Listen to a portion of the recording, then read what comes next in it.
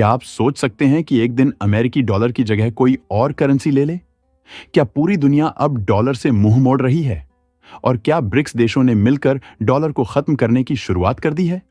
यह सिर्फ एक आर्थिक बदलाव नहीं, यह है दुनिया की सत्ता के केंद्र में सबसे बड़ा उलटफेर। आज अमेरिका किसी भी देश के एसेट्स जब्त कर सकता है, उसे स्विफ्ट सिस्टम से बाहर कर सकता है, या फिर उसे ग्लोबल ट्रेड से पूरी तरह बैन कर सकता है। रूस और चीन जैसे देशों को इसका झटका पहले ही लग चुका है और अब पूरी दुनिया में डर का माहौल बन गया है। ऐसे में ब्रिक्स देशों ने मिलकर एक नया फाइनेंशियल सिस्टम तैयार करना शुरू कर दिया है, जिससे ये अमेरिका की पकड़ से खुद को आजाद कर सकें। अब ये देश अमेरिकी डॉलर पर निर्भर नहीं रहना चाहते। पिछले कुछ सालों में अमेरिका की नीतियों का उल्टा असर हुआ है। टैरिफ वॉर, राजनीतिक दखलंदाजी और डॉलर की धमकी ने कई देशों को नाराज कर दिया है।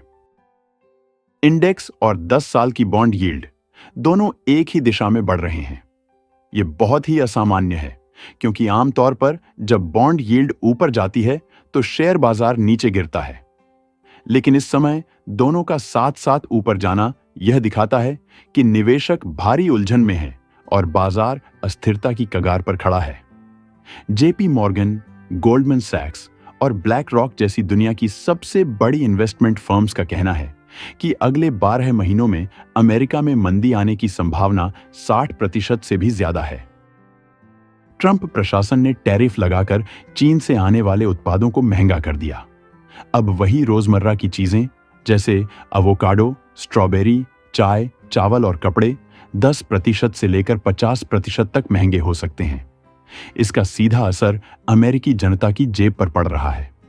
महंगाई रिकॉर्ड स्तर पर है, बेरोजगारी लगातार बढ़ रही है और आम लोगों की जिंदगी मुश्किल होती जा रही है।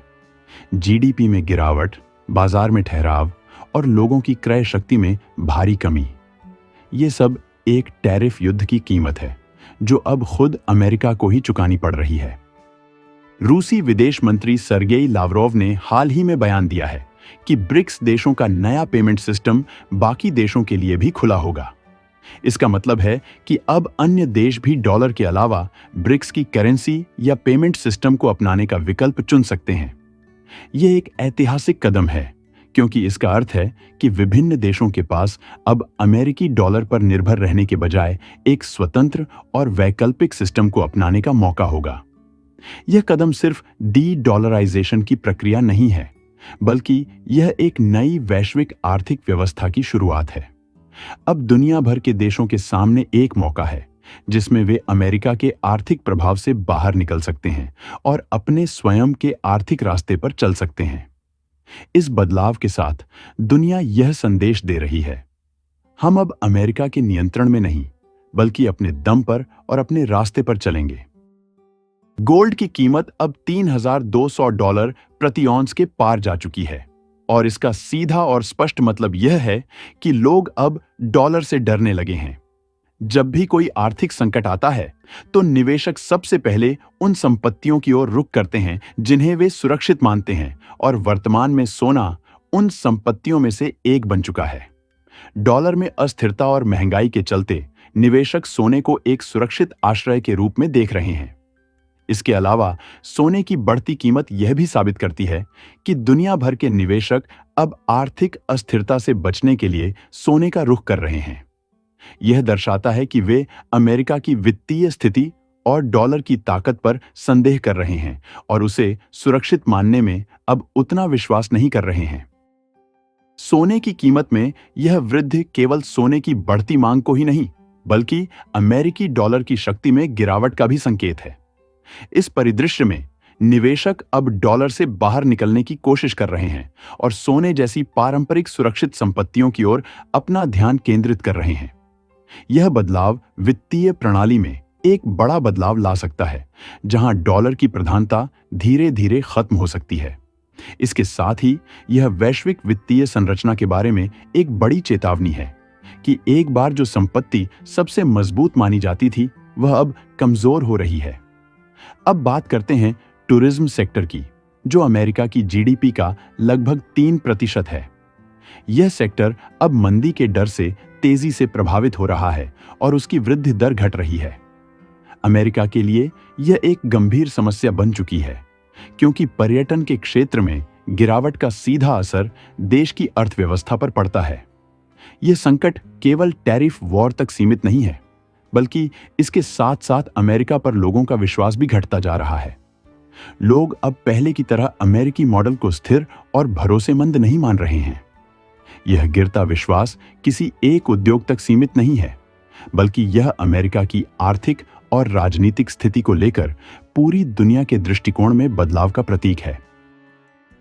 जेपी मॉर्गन की रिपोर्ट साफ साफ कहती है, अमेरिका स्टैगफ्लेशन की तरफ बढ़ रहा है। इसका मतलब है कि अब मंदी और महंगाई दोनों साथ साथ चलने वाली हैं।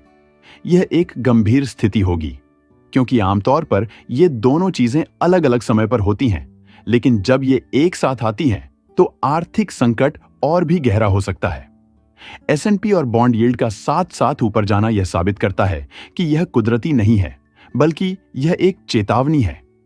जब दोनों का एक साथ बढ़ना होता है, तो यह अर्थव्यवस्था के लिए एक बड़ी खतरे की घंटी है, जो आने वाले समय में और भी बड़ी समस्याओं का कारण बन सकता है। वहीं इंडोनेशिया ने एक ऐतिहासिक कदम उठाते हुए न्यू डेवलपमेंट बैंक NDB से जुड़ने की घोषणा की है, जो ब्रिक्स देशों द्वारा स्थापित एक शक्तिशाली बहुपक्षीय बैंक है। राष्ट्रपति प्रबोवो सुबियांतो ने इस महत्वपूर्ण निर्णय की जानकारी मंगलवार को दी और कहा कि NDB का सदस्य बनने से इंडोनेशिया अपनी आर्थिक परिवर्तन यात्रा को तेजी से आगे बढ़ाने में सक्षम होगा। यह कदम न केवल इंडोनेशिया के लिए, बल्कि पूरी दुनिया के लिए एक नया आर्थिक दृष्टिकोण प्रस्तुत करता है, जो ब्रिक्स के विस्तार की दिशा में एक महत्वपूर्ण मील का पत्थर साबित हो सकता है।